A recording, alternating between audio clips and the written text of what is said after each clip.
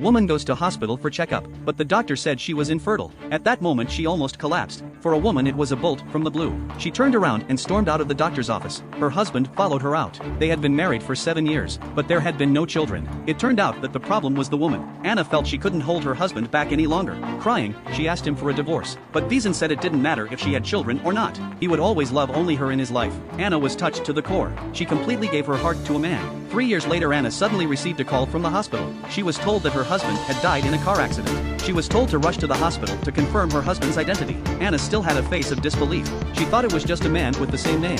Her husband was apparently on a business trip and not even in the city, but she rushed to the hospital anyway. In the morgue, the moment the staff lifted the lid, Anna was completely paralyzed. She fell to her knees and cried out. It was really her husband, Wiesen. At that moment she lost all sense of reason. She rushed up and hugged Wiesen tightly. She kept calling out to him. She begged him not to sleep anymore. In the end, Anna couldn't accept this fact. She fainted in the morgue. When she woke up again, she was already in the hospital room. Fortunately, her best friend stayed with her, otherwise she didn't know how to live. But just then the doctor came to tell her. There was a little girl who was brought to the hospital with Wiesen. According to the hospital records, this child was Anna's daughter. Once again Anna was confused. How could she have had a daughter when she could never have given birth? But the doctor handed her a document to read. It showed that she had indeed given birth to a child in this ward. Anna was completely confused. Just then a beautiful little girl walked in. At this moment Anna finally realized how foolish she had been. Men are not to be trusted. Wiesen had a lover on the outside. Her daughter had grown up. She even registered the family name in her name. She had no choice but to bring her little girl home. But without her husband Wiesen, she had no direction in her life.